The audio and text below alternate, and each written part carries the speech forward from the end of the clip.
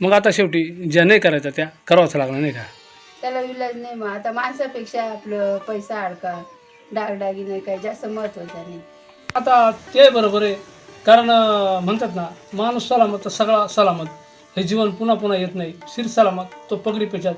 ह्या बरोबर आहे बघा, तो आलाय म्हणा. राम राम मित्रांनो, स्वागत आहे आपला सगळ्यांचा एका नवीन व्हिडिओमध्ये.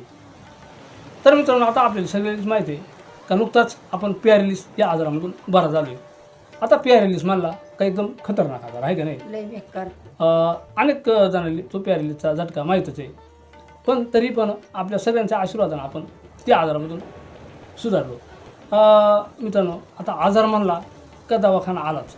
आता दवाखान्यात किती पैसे जातात हे आपल्याला तर माहीतच आहे. आणि आपल्याला पण मित्रांनो सगळ्यांनीच माहिती आहे, दवाखान्याची पायरी नाही चढू म्हणतात, पण झाडायची वेळ येते. कारण आजार नाना तऱ्हेचा आजार हे राहतातच. आणि अशा आजारामध्ये मग आपण दवाखान्यात जातो आहे. किरकोळ थंडी ताप, असं हे आजार थंडी ताप काही, त्यांचा नाही काय वाटत ना. पण मोठा आजार म्हणला तर मग शेवटी पैसा जातोय. लय पैसा लागतो. बऱ्याच मित्रांनी मला कमेंटमध्ये विचारलं होता का दादा आतापर्यंत तुम्हाला किती खर्च आला. तर खर्च तर भरपूर आला. साधारण किती आला असेल आपल्याला आतापर्यंत? तरी 50-60 हजार रुपये पण झालेच असतील. 50-60 हजार. कारण आम्ही घोटी या ठिकाणी पण आधी ॲडमिट होतो, पण त्यानंतर आम्ही कर्नाटकला गेलो. पण अशा काळामध्ये ना अनेक मित्रपरिवारांना, आपले जे मित्र आहेत बऱ्याच मित्रांनी, म्हणजे आमचा जो एक फ्रेंडशिप ग्रुप आहे त्या वर्गमित्रांचा, त्यांनी पण आपल्याला भरपूर सहकार्य केला होता. अनेक मित्रांनी सहकार्य केला, अनेक सबस्क्रायबरांनी सहकार्य केला. तर एवढं सहकार्य करूनही आपण एवढं सहकार्य केल्यामुळं मग आपण कर्नाटकला 2 वेळेस गेलो. 2 वेळेस गेला. मग काही गोष्टी आहेत ना मित्रांनो, आपल्या मित्रांनी सहकार्य केलं ना, तर आपण पण थोडाफार आपण पण सहकार्य झालं केलं पाहिजे. ते सहकार्य स्वीकारून आणि काही गोष्टी आपण पण म्हणजे आपण जर पायी चालतो आहे आपल्या, आपण सायकल चालवतो आहे तर आपण पायंडल पण मारायला लागतो नाही का? हा मग. मग नुसतीच सायकल तशी चालत नाही. तर मग आता आम्ही तिसरी वेळ जाणार आहे ती. तर 5 डोस राहत होती, तर 5ही डोस घेणार आहेत आम्ही. 15 दिवसाला 1 डोस राहतो आहे. पण एक ट्रिपलाच मग साधारणतः 15-16 हजार रुपये खर्च येतो आहे. मग त्यामुळं आता आम्ही जाणार आहे ती 5व्या ट्रिपला. तर आता पाचव्या नाही, 5व्या ट्रिपला नाही, सॉरी, तिसऱ्या. ट्रिपला जाणार आहे मित्रांनो, सॉरी. तर मग आता 3ऱ्या ट्रिपला जाणार आहे ती. आता आपला 2 डोस झाला ती. मग आता यासाठी आम्ही आज म्हणजे एक विचार केला का रामदास यानं सांगितलं मला का आता आपल्याला जायला थोडंसं पैशाची अडचण आहे का नाही, मग आपण आता डाग ठेवू. मग तुला असं का वाटलं का बा डाग ठेवा? कारण कसं माहिती आहे का, आता कर्ज काढला तर व्याज भरायला लागत आहे. मग आपला हा डाग आहे ना, मग हे डाग ठेवून काय करायचा घरात?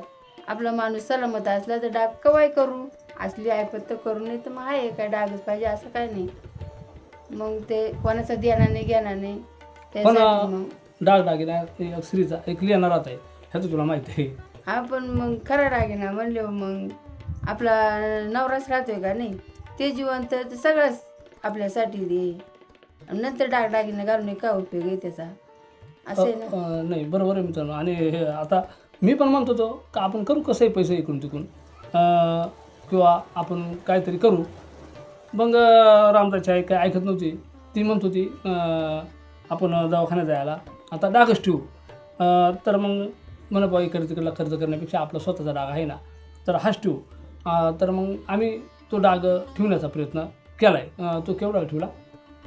तो आता म्हणजे तसा 20,000 ठेवलाय. म्हणजे आता 2 ट्रीटमेंटसाठी पैसे लागणारच आहेत का नाही. हां, मग अजून थोडं असंच जमा करू.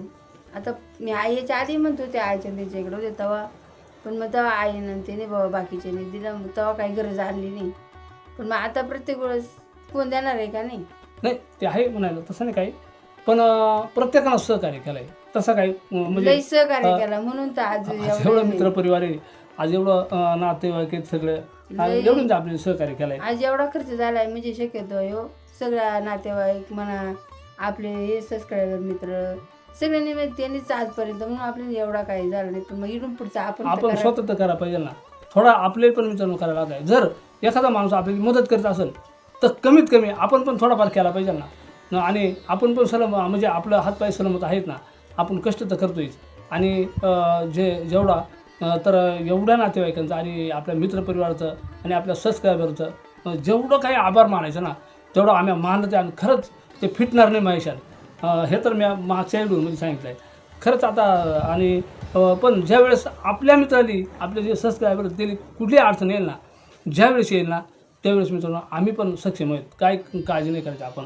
तर आता या ट्रीटमेंटसाठी आम्ही जाणार आहे ती डबल कर्नाटक या ठिकाणी. तर या ट्रीटमेंटसाठी ना मित्रांनो आता रामदासजी यांना सांगितलं डाक ठेवला आपण, त्याचं ऐकलं आपण. आणि त्यानंतर आपण काय करणार, आता बऱ्याच मित्रांनी आपल्याला सांगितलं होता का, विचारला होता पत्ता विचारला होता, त्या डॉक्टरांचा पत्ता विचारला होता. तर तो पत्ता काय आहे, म्हणजे डॉक्टरांचा तर काय आपण म्हणजे डॉक्टरांचा फोन नंबर वगैरे काय देऊ शकत नाही. याला कारण असे का ते डॉक्टर कोणालाही फोन नंबर देते नाही, ती फक्त त्यांची फाईल राहते, त्या फाईलवर राहते, त्या फाईलवरच सगळा लिहिलं राहत आहे. मग त्या फाईलवर त्यांचा पत्ता मोबाईल नंबर सगळा राहत आहे. तर मग बऱ्याच मित्रांनी मला विचारला होता का तुम्ही गेले तिकडे कर्नाटकला तर तिथं किती खर्च आला. तर मित्रांनो साधारणतः 5 फेऱ्यांमध्ये साधारणतः बराचसा खर्च येतो आहे. प्रत्येक फेरीला 15,000 रुपये खर्च येऊ शकतो. तुम्ही जवळ असाल, तुमचं अंतर जसं अंतर असेल तसं, आता आमचं अंतर भरपूर लांब आहे, तुम्ही जर जवळ असाल तर नक्कीच तुम्हाला पण खर्च कमी येईल. तुम्ही आमच्यापेक्षा लांब असाल तर खर्च आणखीनच वाढवा येईल. आता तसं ट्रीटमेंट आमच्यावर तर सक्सेस झाली. तर बऱ्याच मित्रांनी अपेक्षा होती का खरंच तुम्ही पत्ता सांगा. तर मित्रांनो आता तिथला पत्ता काय आहे, समोर आपल्याला क्रेनो दिसता असेल पहा, हा क्रेनो तिथला पत्ता आहे. मी क्रेनो पत्ता पण सगळं आपल्याला देतो आहे पहा, आपल्या समोर क्रेनो सगळा पत्ता असेल, ना पत्ता जिल्हा सगळा असेल पहा, समोर दिसतो आहे आपल्याला. आणि ह्या पत्तीवर आपण म्हणजे जा मित्रांनो. आणि तसंच आपल्या शरीराची पण आपण म्हणजे सगळी गोष्टीची काळजी घ्यावं लागते. आणि रामदासची आहे ना आज मला म्हणजे सहकार्य नाही म्हणायचं, आता आम्ही नवरा बायको म्हणजे एकमेकाला सहकार्य करणं आणि परपंचात हेच गोष्ट महत्त्वाची आहे मित्रांनो. हे मानव जीवन एकदाच आहे, एकदा का आपल्या ह्या परपंचात एकमेकाच्या आपली धागाद्वारा एकमेकांचा जुळल्या राहते, गाठ म्हणतात नाही का, ती गाठ आपली बांधलेली राहते. आणि ती गाठ साथ एकमेकांची न सुटली नाही पाहिजे. आणि त्यासाठी तर आमच्या आईनं तर सांगितलं आपल्याला कशा पद्धतीनं. तरी आपल्या अनेक भगिनी आहेत, अनेक माता भगिनी आहेत, त्यांच्यासाठी तू काय सल्ला देतील अशा वेळेस, संकटाच्या वेळेस? संकटाच्या वेळेस शेवटी जो माणूस आजारी राहतो त्या माणसाला काही सुचत नाही, ते मग त्यांच्या पाठीमागं आपणच उभं राहिलं पाहिजे काय नाही. नाही आजारपणाचा नाही विषय, पण इतर वेळेस म्हणजे प्रत्येक गोष्टीत आपण त्यांनी साथ दिली तर त्या माणसालाही कामाधंद्यात कमावणार सगळ्याच गोष्टीत चांगलं वाटत आहे का नाही. आणि मित्रांनो खरंच एकमेकांचं असंच प्रेम आपल्या कुटुंबामध्ये असावं आणि आपण पुढं जा. तर मित्रांनो आता आपल्याला पत्ता तर दिला आहे, कुठं मी गेलो, कुठं ट्रीटमेंट घेतली, अगर कुठं नाही घेतली तर सगळा मी आपल्याला पत्ता दिला आहे. पण इथपर्यंत जायला आपल्याला पैसा लागेल, यात काही शंका नाही मित्रांनो. तर हा पैसा पण आपल्याला लागत होईल. तर मी म्हणत नाही तर आपण तिथंच जा. अनेक ठिकाणी आपल्या महाराष्ट्रातसुद्धा भरपूर असं दवाखाना आहेत. पण मला पत्ता सांगितलं, मला वाटलं चांगला असेल तर मग मी तिथे गेलो. पण मला पण विलाज झाला. पण एक वेळेस माणूस जाता मित्रांनो, खरी सांगायची गोष्ट म्हणजे असं ना, एकदम मी मनातली गोष्ट सांगतो. आपल्या मित्रांनी अजूनपर्यंत या सगळ्या गोष्टी मनातल्या सांगितल्या का तिथपर्यंत जायचं ना मित्रांनो, ज्याच्याजवळ पैसे आहे ना खरंच तेच म्हणजे सोपं आहे. आणि पैसा नसेल ना, कधी कधी काय होतं मित्रांनो, आपल्याजवळ खर्चायला सुद्धा पैसे नाहीत, बाजार हाटाला पैसे नाही राहते, प्रत्येकाची परिस्थिती ही सारखी नाही राहत. तर मग ज्याला शक्य होईल त्याचा इलाज करून या. पण इलाज करता असताना 5 डोस राहतात, ते 5च्या 5ही डोस आपण पूर्ण करा. काही लोक 2च डोस करतात, काही 3च करतात, काही 1च करतात. मग त्याच्यामुळं मग तो आजार पुन्हा उद्भवतो. पण 5 डोस केलं तर नंतर आजार सक्सेस होतो आहे.